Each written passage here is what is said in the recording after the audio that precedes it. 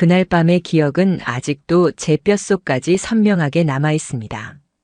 아내가 가볍게 웃으면서 오늘은 회사 회식이야라고 말하던 순간부터 저는 설명하기 힘든 낯선 기운을 느꼈습니다.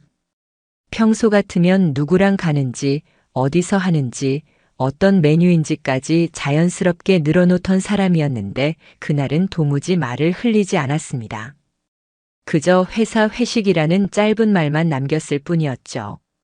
그 무심한 태도 속에서 알 수 없는 차갑고 낯선 거리를 마주한 기분이었습니다.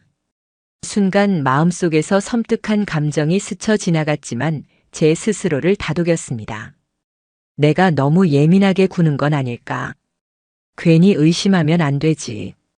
그렇게 스스로 누른 직감은 그날 밤 제 발톱 밑에 깔린 유리 조각처럼 끝내 괴로움으로 번져갔습니다. 저는 평범한 회사원이었습니다. 일찍 출근해 야근을 하고 때로는 피곤한 얼굴로 집에 돌아오면 저를 반겨주는 아내가 있었습니다. 아이는 없었지만 그래도 우리는 둘만의 세상을 온전히 지키고 있다고 믿었습니다. 친구들 사이에선 너네는 부부 금슬 참 좋아 보인다라는 소리를 자주 들었고 저 역시 그 말이 자랑스러웠습니다. 하지만 그 말들이 마치 오래된 액자 속 흑백 사진처럼 시간이 지날수록 실제와는 멀어지고 있다는 사실을 저는 뒤늦게 눈치채야 했습니다.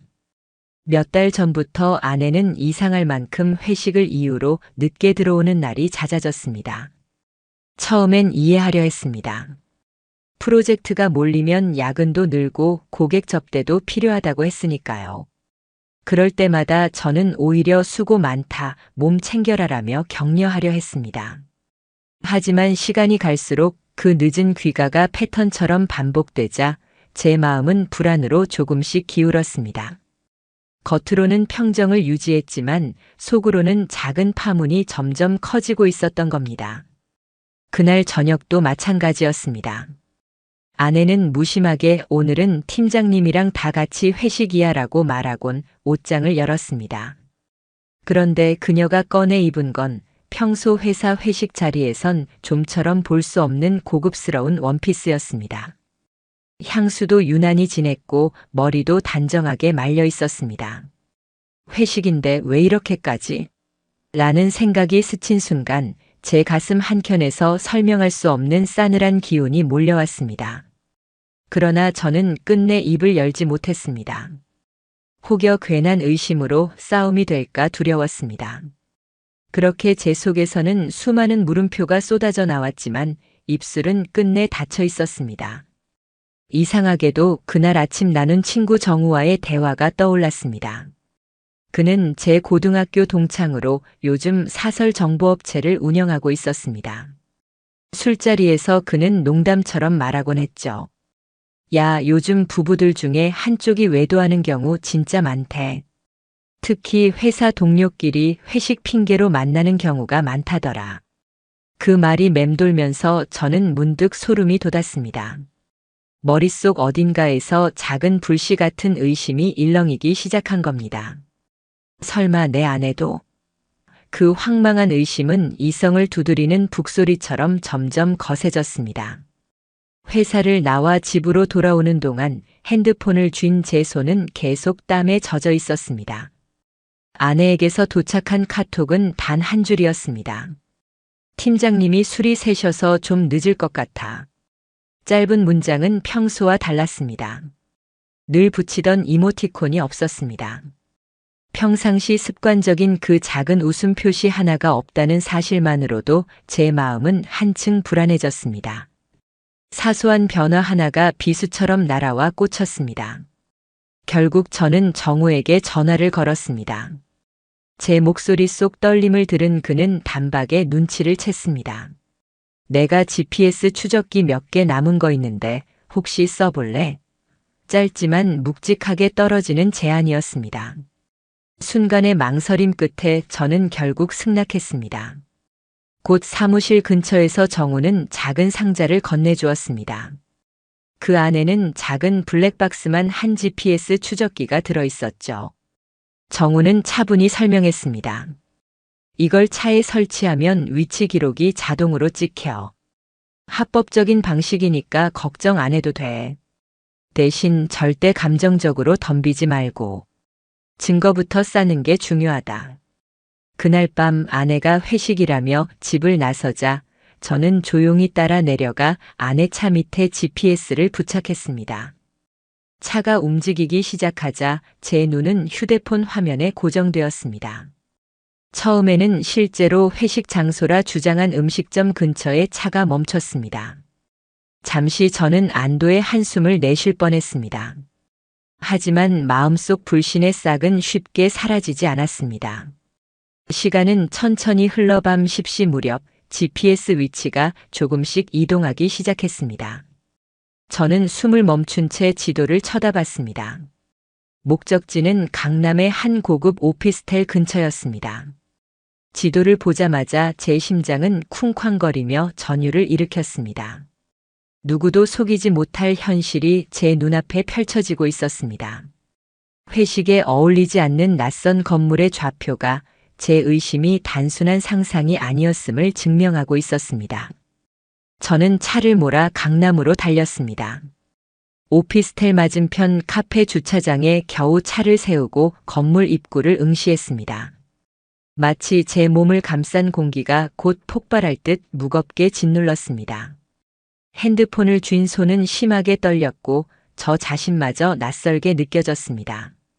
그리고 제 눈앞에서 믿을 수 없는 장면이 펼쳐졌습니다. 검은 정장을 입은 한 남자가 오피스텔 로비를 나왔습니다. 그 뒤 여전히 고급스러운 원피스를 입은 제 아내가 그 뒤를 따라 나왔습니다. 제 머릿속은 하얗게 날아갔습니다. 눈앞에서 현실이 부서지고 있었습니다. 분명 회식이라더니 오피스텔에서 다른 남자와 함께 나오는 아내의 모습. 그 순간 모든 감각이 파편처럼 흩어져 내리고 있었습니다. 그러나 저는 달려들지 않았습니다. 고함을 지르지도 않았습니다. 차가운 분노가 피 끓는 감정을 눌러냈습니다.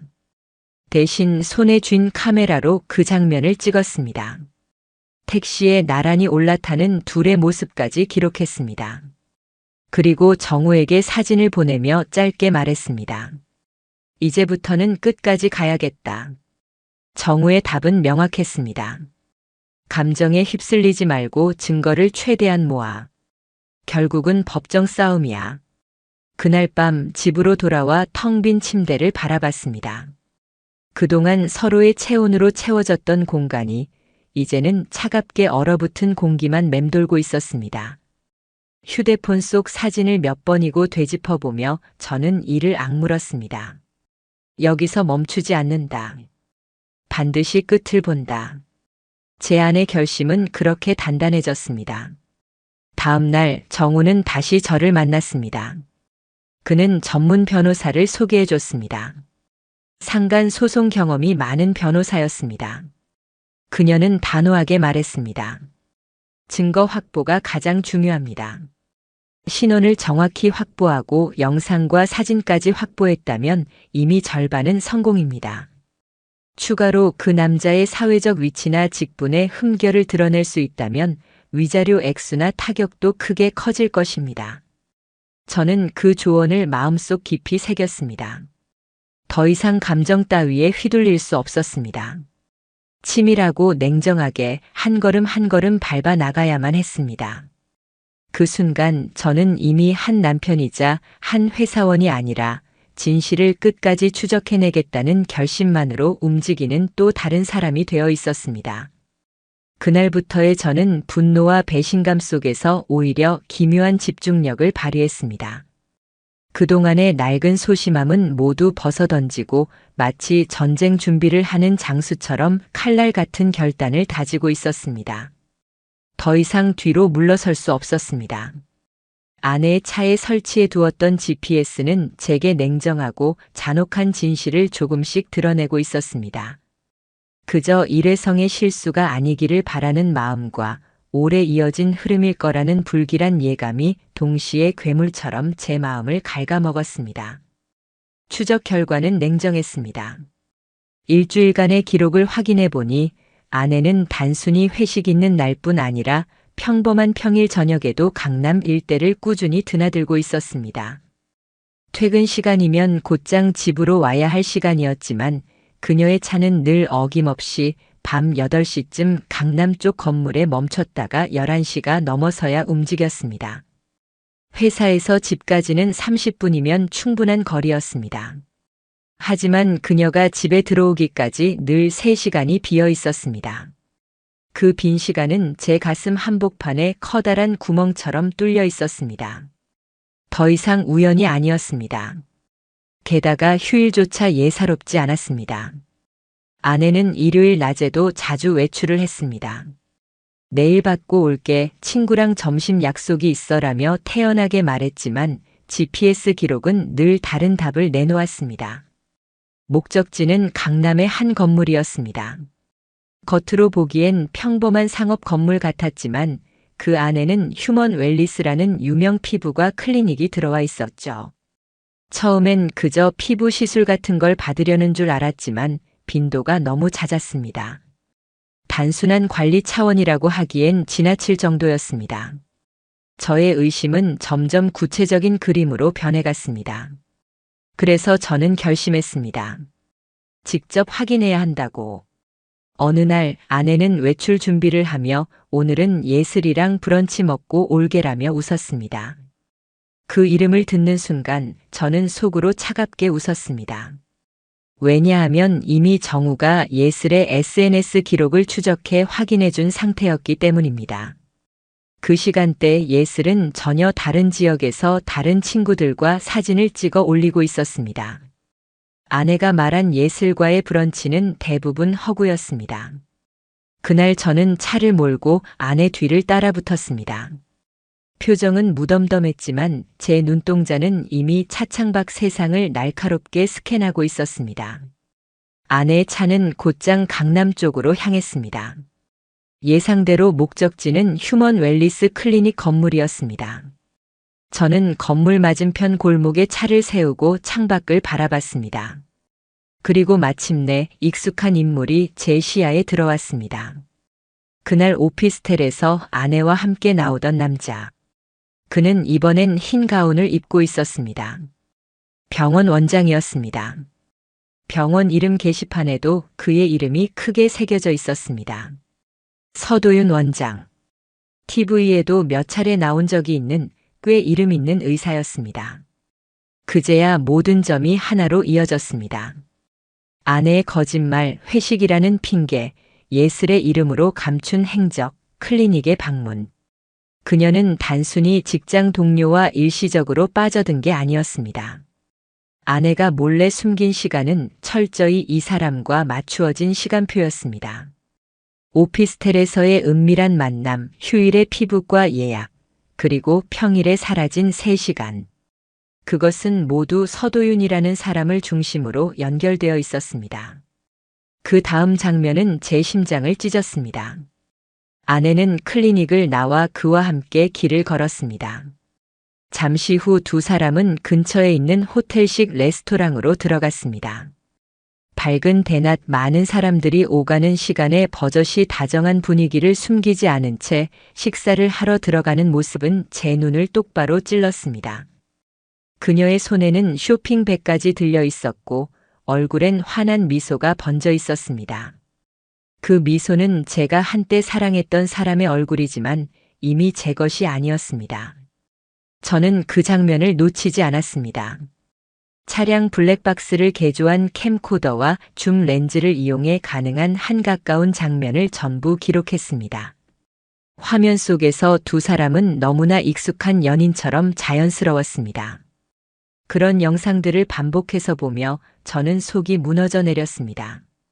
결혼 8년차 동안 제 곁에서 단 한 번도 보여주지 않은 미소를 그녀는 서도윤 앞에서 서슴없이 보여주고 있었던 겁니다. 저는 곧장 정우에게 연락했습니다. 그는 준비된 사람이었습니다. 거기 내부 정보까지 캐려면 병원에 일했던 사람을 찾아야 해. 예전에 환자 정보 관련해서 제보했던 간호조무사 한 명이 있었는데 그 사람 아직 연락돼. 그렇게 해서 우리는 전 직원이었던 선미를 접촉하게 됐습니다. 그 사람의 입에서 나온 말은 충격이었습니다. 그 원장이요? 여자들이랑 호텔 들락날락하는 거 병원 사람들은 다 알아요. 접수실 직원들끼리는 그걸 그냥 농담처럼 떠들고 다닌다니까요. 오늘 또 VIP 예약 있대 하고 웃는 게 일상이었어요. 최근엔 새 여자가 있다는 말이 돌았는데 혹시 그녀의 말을 끝까지 듣지 않아도 저는 알 수 있었습니다. 그 새 여자가 바로 제 아내라는 걸. 그 순간 제 등줄기를 타고 흐른 건 피할 수 없는 분노였습니다. 그러나 겉으로 저는 침착을 유지했습니다. 집에 돌아오면 아내는 무심하게 저를 맞으며 오늘은 왜 이렇게 일찍 왔어? 라고 웃었습니다. 저 역시 웃으며 오늘은 일이 좀 일찍 끝났어 라고 대답했습니다. 그러나 그 말 뒤에 맺힌 제 눈동자는 살얼음 같았습니다. 저는 마음을 굳혔습니다. 이제 전략으로 대해야 한다고. 감정이 아닌 증거가 제 무기였습니다. 그래서 곧장 변호사를 찾아가 말했습니다. 상간 소송 준비를 해주십시오. 증거는 충분합니다. GPS, 사진, 동영상, 진술까지 이미 확보했습니다. 변호사는 제 이야기를 들으며 감탄할 정도였습니다. 이 정도라면 이미 케이스의 70%는 끝났다고 보셔도 됩니다. 증거가 확실하면 위자료 액수도 크게 올라갑니다. 상대방의 신원도 확보된 상태이니 법적 절차는 안정적으로 진행될 겁니다. 저는 그녀의 조언에 따라 모든 자료를 정리하기 시작했습니다. 정우는 또 다른 연결 고리를 뚫었습니다. 병원 내부에 남아있는 인맥을 활용해 서도윤 원장의 메모 자료 일부를 입수한 겁니다. 그 안에는 월수 오후 예약 박지민 고객 1대1이라는 문구가 또렷하게 적혀 있었습니다. 저는 그 글자를 보는 순간 심장이 송곳에 찔린 듯 조여왔습니다. 증거는 증거일 뿐이지만 제 이름 옆에 그 1대1이라는 단어는 너무나 노골적이었습니다. 변호사에게 문서를 전달했을 때 그녀는 단호히 말했습니다. 완벽합니다. 상대방은 도망칠 수 없습니다. 상간소송, 이혼, 위자료는 물론이고 의료윤리 위반까지 병행해서 고소할 수 있어요. 이번 사건은 단순히 사적인 불륜이 아닙니다. 공적인 신뢰까지 무너뜨린 사건입니다. 그 말을 듣는 순간 제 눈동자에는 다시 불이 붙었습니다. 아내, 그리고 서도윤. 두 사람 모두 이제는 법과 사회 앞에서 책임을 져야 했습니다. 배신 앞에서 흔들리던 지난날과는 달리 그 순간에 저는 냉정했습니다. 이제 제대로 된 싸움이 시작되는 것이었습니다. 서도윤과 아내의 관계가 뚜렷해질수록 저는 점점 더 뼈저리게 느꼈습니다. 사진이나 GPS 기록만으로는 부족하다는 것을 말입니다. 영상과 위치 기록만으로는 둘 사이의 관계를 확증할 수는 있어도 법정에서 돌이킬 수 없는 파멸을 이끌어내기 위해서는 더 큰 무기가 필요했습니다.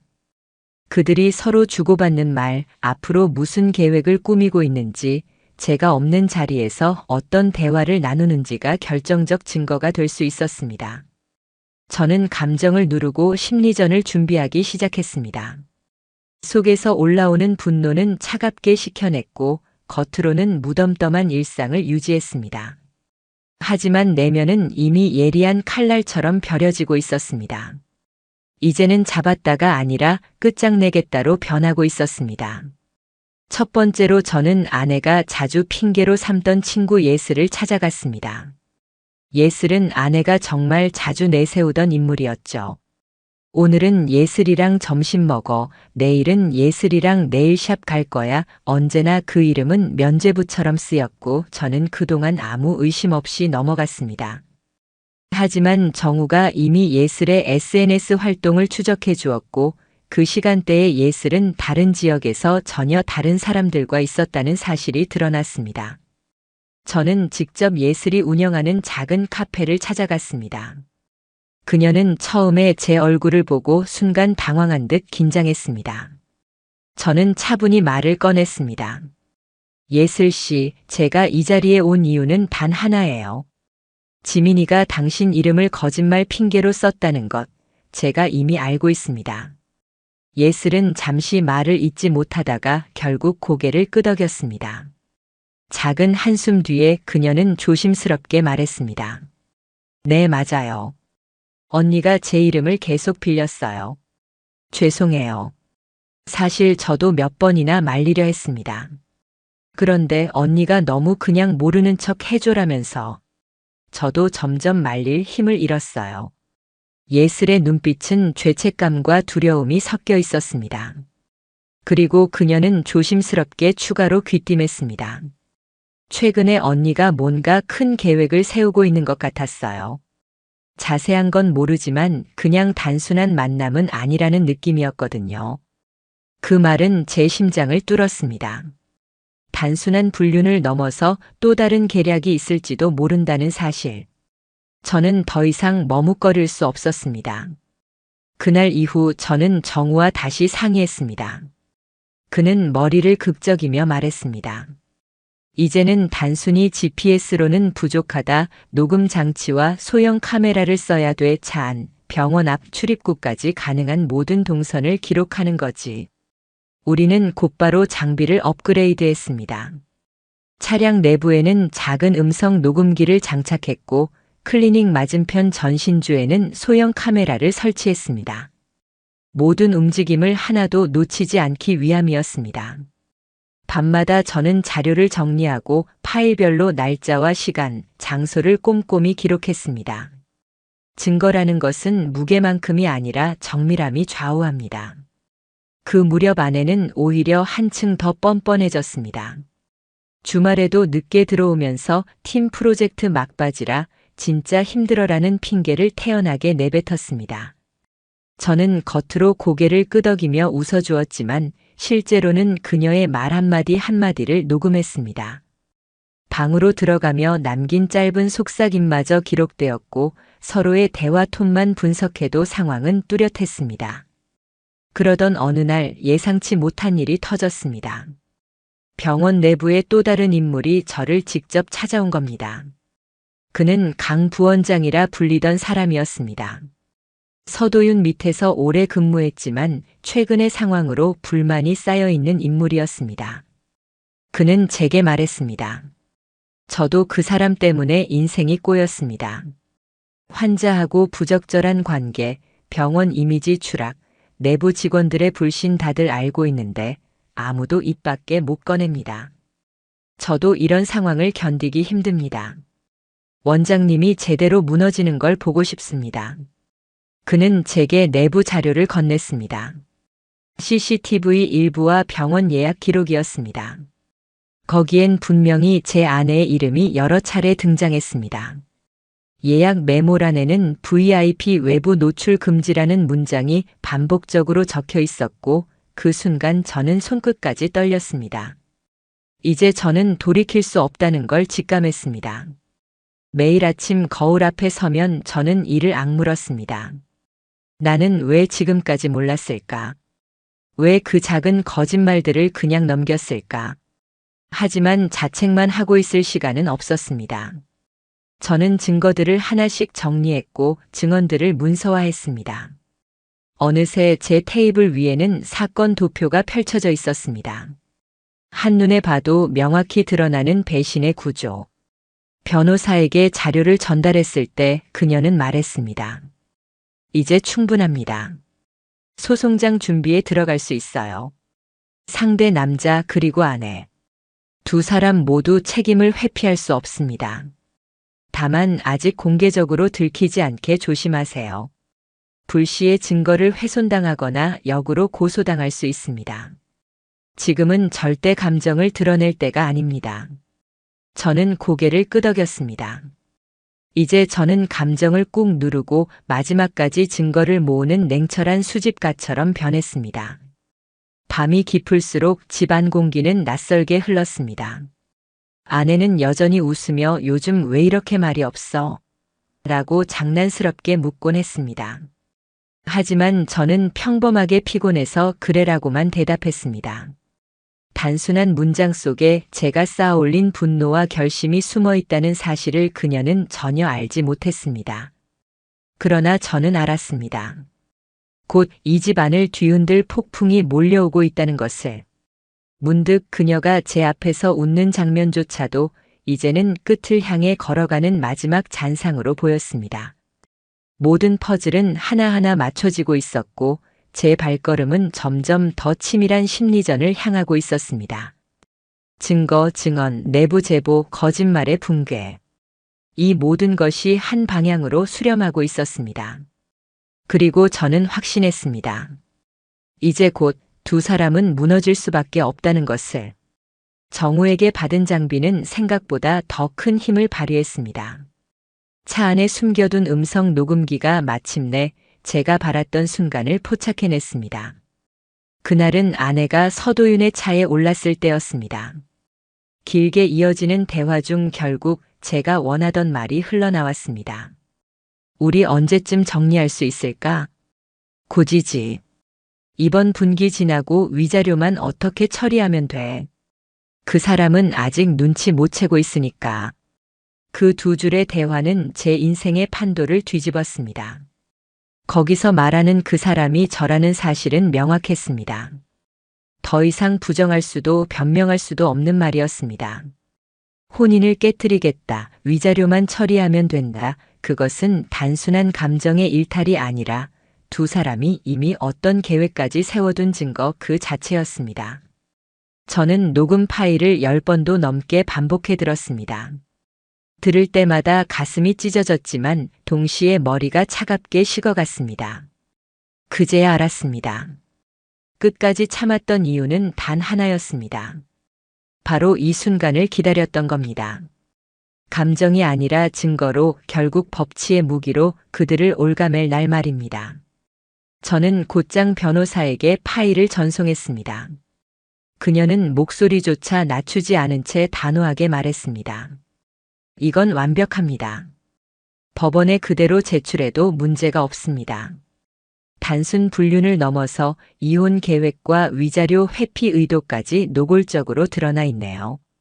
재판부가 이걸 들으면 판단은 더 이상 복잡하지도 않을 겁니다. 이제 미룰 이유가 없었습니다. 바로 소송을 준비했습니다. 윤서는 차근차근 서류를 정리했고 저와 함께 각종 증거를 날카롭게 엮었습니다. 제게는 이미 산더미 같은 자료가 있었습니다. GPS로 기록한 이동 동선, 호텔과 오피스텔 출입 사진과 영상, 서도윤 병원 강 부원장의 내부 진술과 문서, 친구 예슬의 증언, 차량 내 녹음 파일, 병원 예약 내역과 VIP 1:1 메모. 이 모든 것들은 별개의 파편 같았지만 하나로 모으니 거대한 칼날이 되었습니다. 윤서는 이 서류들을 정리해 제출하며 말했습니다. 이 정도라면 도망갈 구멍이 없습니다. 법정에서도 사회적으로도 타격은 불가피합니다. 저는 그때 손끝이 다시 떨렸습니다. 그러나 그 떨림은 두려움이 아니었습니다. 긴 기다림 끝에 마침내 시작되는 응징의 전조였습니다. 소송 준비는 그것으로 끝이 아니었습니다. 윤서의 조언대로 의료윤리위원회에 별도로 자료를 제출하기로 했습니다. 의료인으로서의 권리를 이용해 환자와 부적절한 관계를 맺은 사실은 단순한 혼외 관계를 넘어선 중대한 문제였습니다. 제가 제출한 내용은 다음과 같았습니다. 치료와 사적인 관계 혼용 정황, 병원 내부 예약 기록과 외부 노출 금지 문구, 내부 직원들의 진술, 환자 프라이버시 침해로 추정되는 상황. 윤리위원회는 곧 조사 착수에 돌입했습니다. 병원 내부 직원 전수 면담과 예약 내역 전체 검토까지 포함된 절차였습니다.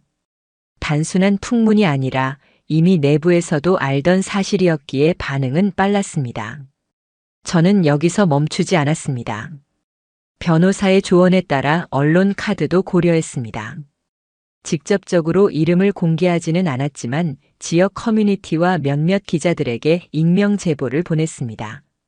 제목은 단순했습니다. 강남 유명 클리닉 원장, 환자와 부적절한 관계 지속 내부 증언 확보됨. 저는 이름도 넣지 않았습니다. 그러나 병원 위치, 클리닉 장면이 찍힌 사진, 배경만으로도 사람들은 금세 짐작할 수 있었습니다. 그로부터 단 이틀 만에 지역 커뮤니티 게시판은 폭발적으로 흔들렸습니다. 여기 원장 여자랑 붙어 있는 거 본 적 있다. 주말마다 데려다 주더라. 환자 정보 유출하는 게 아니냐? 병원은 부랴부랴 SNS를 비공개로 돌렸고 예약 앱에서 후기가 비활성화되었습니다. 병원 번호로 전화를 걸면 일시 점검 중이라는 메시지만 반복되었습니다. 그 장면을 보며 저는 정우와 마주 앉아 조용히 말했습니다. 이제 진짜 시작이다. 끝까지 간다. 그 시각 아내는 아무것도 눈치채지 못하고 있었습니다. 어느 날 그녀는 고급 빵집에서 케이크를 사들고 돌아와 그림처럼 웃어 보였습니다. 여보, 요즘 피곤해 보여서. 나도 좀 미안해서. 저는 침착하게 대답했습니다. 그래. 요즘 좀 피곤하긴 하지. 겉으로는 평범한 부부의 대화였지만 제 속에서 끓던 감정은 달랐습니다. 바로 며칠 전 그녀가 호텔 레스토랑에서 서도윤과 손잡고 웃던 장면이 눈앞에 겹쳐 보였기 때문입니다. 그리고 마침내 법원에서 정식으로 소장 접수 확인서가 도착했습니다. 서류를 손에 쥔 순간 저는 집으로 돌아와 책상 서랍에 고이 넣었습니다. 아직 아내에게는 말하지 않았습니다. 굳이 말할 필요가 없었습니다. 법원이 직접 서류를 송달할 테니까요. 그 순간이 바로 제가 준비한 첫 번째 응징의 날이 될 터였습니다. 윤서의 말대로 법원 서류는 곧 아내와 서도윤에게 각각 송달될 것이었습니다. 저는 그 순간을 집안에서 기다렸습니다. 지금은 폭풍이 오기 전 가장 고요한 시간. 그러나 저는 알았습니다. 곧 벼락이 내리칠 것이고 그것이 두 사람의 삶을 한순간에 갈라놓을 거라는 사실을. 그리고 드디어 그날이 다가오고 있었습니다.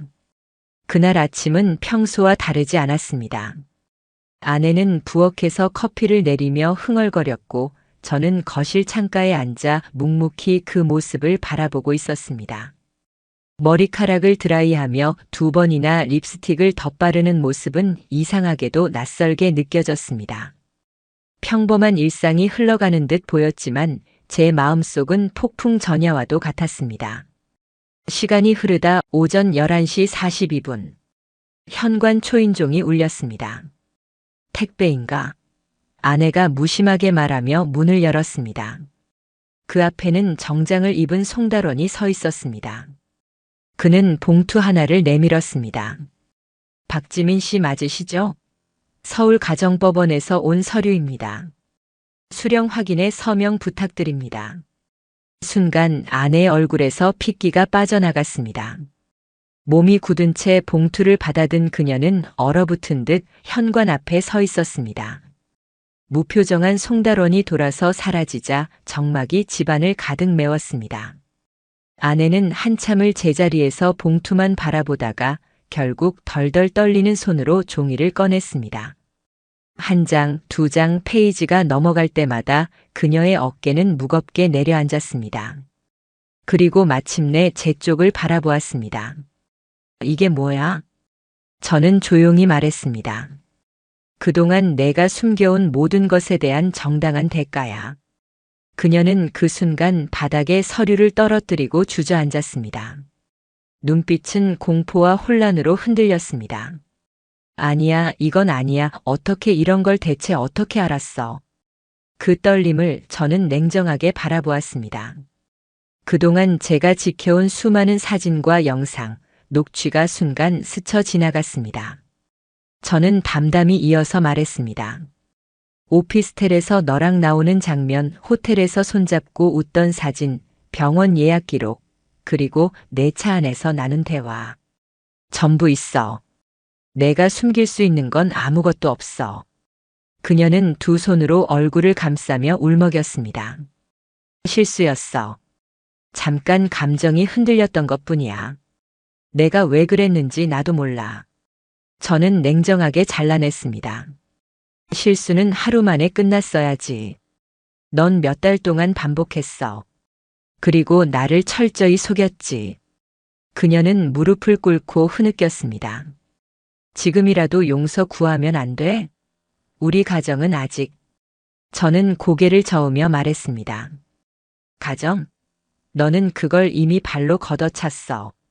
서도윤이랑 호텔로 들어갈 때, 내가 웃을 때 그 순간 끝난 거다. 그날 이후 아내는 집안에서 거의 말을 잃었습니다. 제게 눈조차 제대로 마주치지 못했습니다. 저녁이면 작은 방에 들어가 홀로 울고는 했지만 저는 단 한 번도 그 문을 두드리지 않았습니다. 이제 그 방 안에 있는 건 아내가 아니라 법정에서 마주할 피고인의 그림자일 뿐이었으니까요. 며칠 뒤 서도윤에게도 법원 소장이 송달되었습니다. 그날 저녁부터 클리닉은 급격히 무너지기 시작했습니다. 홈페이지는 접속 불가 안내를 걸었고 병원 계정은 비공개로 전환되었습니다. 사람들의 말은 이미 퍼져나갔습니다. 강남 피부과 원장 불륜 스캔들로 피소됐다던데. 환자랑 호텔 드나든다더라. 병원 끝났네. 윤리위원회 조사도 들어갔다더라. 면허 정지까지 가는 거 아냐? 커뮤니티와 지역 SNS는 하루가 다르게 불타올랐습니다. 강 부원장이 따로 연락을 해왔습니다. 그의 목소리 너머로 병원 내 공기가 얼어붙은 듯 들렸습니다. 와, 진짜로 움직였네요. 내부 분위기 완전히 뒤집혔습니다. 의사들까지 전부 고개 숙이고 다니고 있어요. 그렇게 건방지던 사람이 이렇게 무너지는 거 저도 믿기지 않습니다. 그 말을 들으며 저는 조용히 웃었습니다. 이미 판은 굴러가기 시작한 겁니다. 아내는 시간이 지날수록 더 불안해졌습니다. 어떤 날은 갑자기 제게 다가와 억지로 미소를 지으며 요즘 왜 이렇게 말이 없어? 괜히 무섭다라고 말하기도 했습니다. 하지만 저는 짧게 대답했습니다. 피곤해서 그래. 더 이상 길게 대답할 이유조차 없었습니다. 그녀가 내민 빵, 그녀의 미소, 그녀의 울음. 모두 제게는 이제 연극일 뿐이었습니다. 그리고 곧 그 연극은 법정에서 철저하게 무대 위에서 찢겨나갈 것이었습니다. 이제 모든 게 준비되었습니다. 송달이 끝났고 언론과 윤리위 조사가 이어졌습니다. 병원은 흔들리고 사회의 시선은 이미 두 사람을 정조준하고 있었습니다. 그날 밤 저는 책상 위에 정리된 서류를 다시 한번 바라보며 속으로 의졸였습니다. 이제 곧 끝난다. 그리고 나는 절대 뒤돌아보지 않는다. 폭풍은 이미 시작되었고 두 사람의 세상은 서서히 무너지고 있었습니다. 재판 당일 아침 저는 거울 앞에서 넥타이를 매며 제 얼굴을 들여다봤습니다. 심장은 분명 두근거렸지만 제 눈빛은 예전과 달랐습니다. 분노에 흔들리던 날들은 이미 지나갔습니다. 오늘의 저는 증거와 진실을 들고 판결을 기다리는 사람일 뿐이었습니다. 서울가정법원 제오민 사부. 법정 문을 열고 들어서는 순간 차가운 공기가 한꺼번에 몸을 짓눌렀습니다. 방청석엔 몇몇 기자와 참관인들이 앉아 있었고 모든 시선이 우리를 향해 있었습니다. 피고석에는 두 사람이 앉아 있었습니다. 아내는 눈에 띄게 수척해진 얼굴이었고 화장으로도 가려지지 않는 창백함이 묻어 있었습니다. 고개는 계속 아래로 떨어져 있었고 제 시선과 마주치려 하지 않았습니다. 그 옆에 서도윤은 여전히 정장을 단정히 입고 있었습니다. 그러나 눈빛은 예전의 자신감이 아닌 짙은 불안과 피로로 얼룩져 있었습니다. 전성기라 부를 만한 그의 모습은 이제 더 이상 어디에도 없었습니다. 판사가 입장하고 재판은 곧 시작되었습니다. 원고 측 대리인인 변호사가 자리에서 일어났습니다. 그녀의 목소리는 담담하면서도 단호했습니다. 원고는 이번 사건으로 회복하기 어려운 정신적 피해를 입었습니다. 이에 따라 본 변호인은 다음과 같은 증거를 제출합니다. 그녀는 차례로 증거 목록을 꺼냈습니다.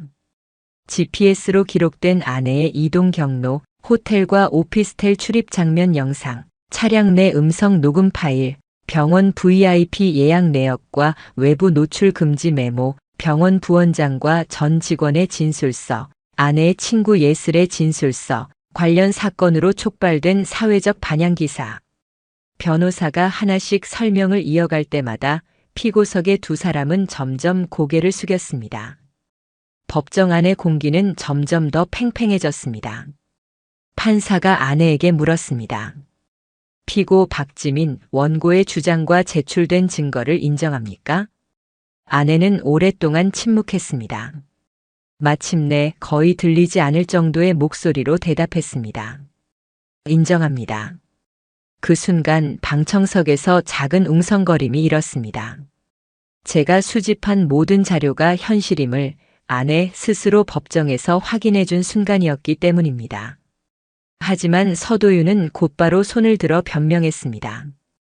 판사님, 저는 피고 박지민과 사적인 감정을 나눈 것은 사실이나 혼인을 파탄낼 의도까지는 없었습니다.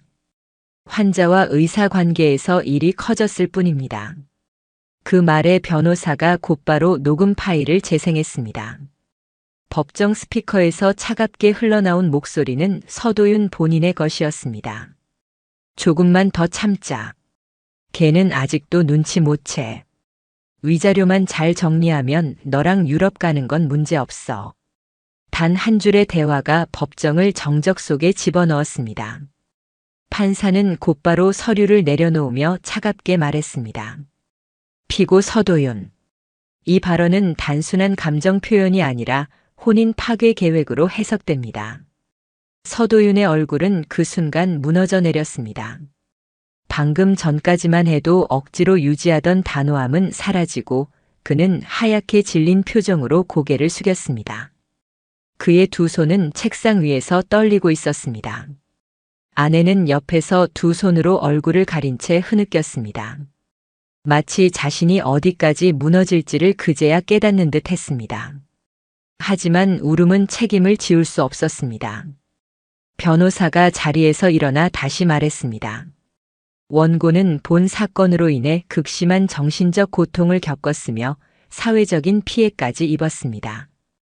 이에 따라 원고는 피고 박지민에게 위자료 8천만 원, 피고 서도윤에게 6천만 원의 손해배상을 청구합니다. 두 금액은 결코 가볍지 않았습니다. 그 순간 피고 측 변호사가 허겁지겁 말을 꺼냈지만 이미 흐름은 기울어 있었습니다. 증거가 너무 명확했고 피고의 발언까지 기록에 남아 있었기 때문입니다. 재판 말미 증인석에는 두 사람이 나왔습니다. 강 부원장과 예슬. 예슬은 떨리는 목소리로 제가 언니의 거짓말에 이름을 빌려줬습니다. 죄책감이 컸습니다. 그리고 언니가 서도윤 원장과 관계를 이어갔다는 사실을 나중에 알게 되었습니다라고 진술했습니다. 강 부원장은 담담하게 병원 내부는 이미 소문이 돌았습니다. 원장이 특정 여자 환자와 부적절한 관계를 지속한다는 사실은 공공연한 비밀이었습니다. 병원 시스템에도 특별 예약, 외부 비공개 메모가 남아 있었습니다라며 구체적으로 말했습니다. 두 증인의 증언이 끝나자 판사는 더 이상 중재하지 않고 결심 공판 기일을 곧바로 잡았습니다. 사실상 판결은 이미 확정적이었습니다. 재판이 끝나고 자리에서 일어서는 순간 아내가 조심스럽게 제게 다가왔습니다. 그녀의 눈은 붉게 젖어 있었습니다. 정말 이렇게까지 해야 했어? 저는 짧게 대답했습니다. 당신이 먼저 그랬잖아. 내가 아니라 가정을 버린 건 바로 당신이었어. 그녀는 그 자리에서 더 이상 아무 말도 하지 못했습니다. 고개를 떨군 채 법정을 빠져나가는 그녀의 등은 작은 그림자처럼 보였습니다. 서도윤 역시 재판 직후 기자들의 질문을 받았습니다. 의사윤리위 조사 결과 사실인가요? 환자와의 관계에 대해 입장 밝히시죠. 그는 아무 말도 하지 못한 채 변호사 뒤에 숨듯이 고개를 숙이고 법원을 빠져나갔습니다. 화려한 언론의 중심에 있던 그가 이제 카메라 플래시 앞에서 초라한 뒷모습으로 찍혀 나가고 있었습니다. 저는 그 장면을 묵묵히 바라보았습니다. 그리고 마음속으로 단호히 말했습니다.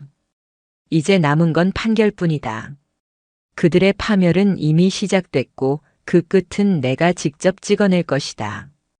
결심 공판 당일 저는 평소보다 훨씬 일찍 법원에 도착했습니다. 차갑게 정리된 복도를 걸어 대법정에 들어설 때 제 심장은 여전히 크게 뛰고 있었습니다. 하지만 이번엔 두려움이 아니라 확신이었습니다. 수많은 자료와 증인, 그리고 그들 스스로의 인정까지. 판결은 이미 굳어져 있었습니다. 피고석에는 아내와 서도윤이 들어와 있었습니다. 아내는 지난 몇 주 동안 더 수척해졌습니다. 화장을 했음에도 얼굴은 창백했고 눈밑은 어두웠습니다. 고개는 여전히 바닥을 향한 채였고 제 시선을 피했습니다. 한때 저와 함께 웃던 얼굴이지만 이제 더 이상 남편의 아내가 아닌 피고인의 얼굴이었습니다. 서도윤은 이전과 같은 당당함은 없었습니다. 흰머리가 더 눈에 띄었고 눈밑은 깊은 그림자처럼 드리워져 있었습니다. 단정히 다린 정장을 입었지만 그 안에서 배어나오는 불안은 감추지 못했습니다. 그는 재판장에 들어서면서조차 똑바로 걷지 못하는 듯 보였습니다. 판사가 입장했고 차갑게 망치를 내리치며 결심 공판을 시작했습니다. 정적이 법정 전체를 덮었습니다. 판사는 두툼한 서류를 펼친 뒤 낮지만 흔들림 없는 목소리로 말을 이었습니다. 서울가정법원은 원고와 피고 간 소송에 대해 다음과 같이 판결합니다.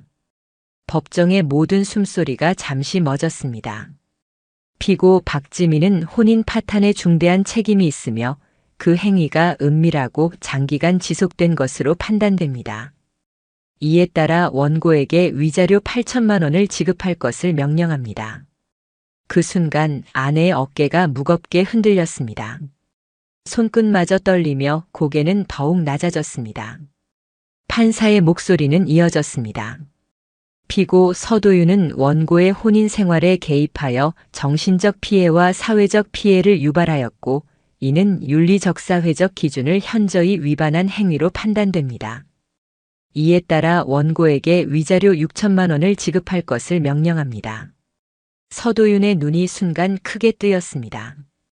그는 책상 위에 손을 짚었지만 곧 주저앉듯 무너졌습니다.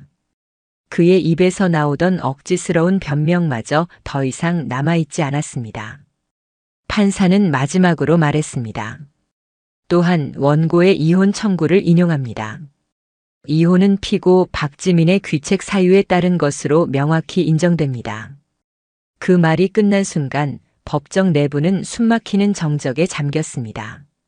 아내는 허망하게 고개를 숙였고 서도윤은 자리에 주저앉아 아무 말도 이어가지 못했습니다.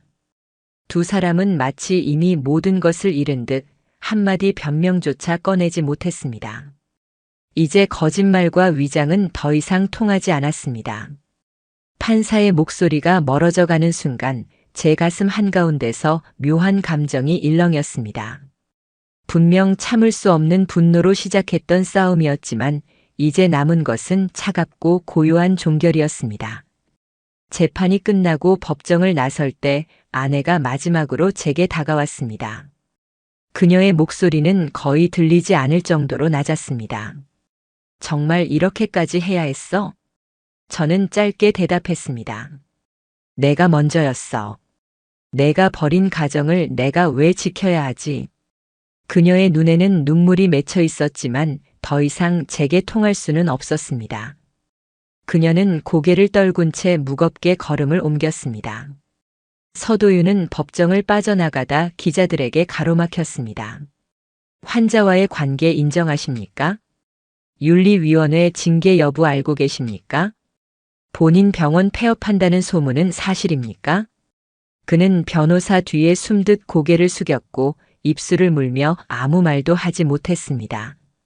카메라 플래시는 쉼없이 터졌지만 그는 그 빛 앞에서 더 이상 환하게 웃던 유명 의사가 아니었습니다. 그저 사회적으로 추락한 하나의 몰락자일 뿐이었습니다. 저는 묵묵히 그 장면을 바라봤습니다. 제 몫의 분노는 이미 모두 증거와 판결 속에서 흩어졌습니다. 그리고 제게 남은 것은 단 하나. 끝이라는 확신이었습니다. 며칠 뒤 윤리위원회에서도 공식 통보가 왔습니다. 잡히고 서도윤은 의료인의 품위를 손상시키고 환자와의 부적절한 관계를 지속적으로 이어온 정황이 인정되었습니다. 이에 따라 의료계는 해당 의사에 대해 1년간 면허 정지 처분을 내리기로 결정했습니다. 아울러 관련 병원은 폐업 절차에 착수했습니다. 그 문장을 읽는 순간 저는 조용히 눈을 감았습니다. 의사로서의 마지막 명예마저 무너지고 그가 세운 병원마저 사라진다는 사실이 확정되었습니다. 아내에게서 메시지가 온 것은 그 직후였습니다. 정말 이렇게까지 해야 했어? 나 지금 아무것도 없어. 그 문장을 보며 저는 휴대폰을 책상 위에 내려놓았습니다. 이제 더 이상 대답할 필요도 없었습니다. 죄책감 대신 원망을 담은 그 말은 그녀가 끝내 변하지 않았다는 증거일 뿐이었습니다. 그리고 몇 주 후 정호에게서 연락이 왔습니다. 그 사람 해외 도피 시도하다가 출국금지 명단에 걸려서 조사받고 있대. 병원 회계 조작 건으로 국세청까지 들이닥쳤다더라. 그 소식을 들었을 때 저는 아무런 감정도 잃지 않았습니다. 제게는 이미 끝난 싸움이었습니다. 눈앞에 적을 쓰러뜨린 뒤 폐허가 된 그들의 세상이 어떻게 무너져 가는지는 그저 조용히 바라볼 뿐이었습니다. 서도윤은 결국 세무조사와 윤리위 징계를 겹겹이 맞으며 의료계에서 완전히 퇴출되었습니다. 언론은 그의 실명과 얼굴을 대대적으로 보도했습니다. 강남 유명 클리닉 원장, 환자와 불륜 법원 판결로 위자료 6천만 원 명령. 병원 외벽에서 그의 이름이 지워지는 순간의 사진을 정우가 보내왔습니다. 저는 화면을 한참 바라보다 짧게 답했습니다. 깨끗하네. 아내는 이혼 이후 친정으로 돌아갔지만 소문은 금세 돌았습니다. 그녀의 아버지가 지역에서 명망 있는 사람이었기에 이번 사건은 금세 알려졌습니다. 주변의 시선은 매서웠고 결국 그녀는 집에서도 버텨내지 못했습니다. 연락을 시도했으나 받아주는 사람은 없었고 SNS는 모든 흔적을 지운 채 사라졌습니다. 몇 달 뒤 저는 우연히 중고거래 앱에서 그녀의 이름을 보게 되었습니다.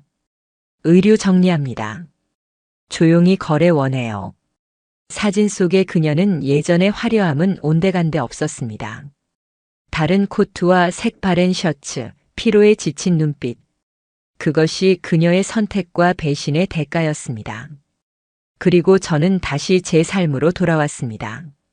조용히 커피를 마시고 음악을 들으며 상처를 치유하는 시간을 보내고 있었습니다.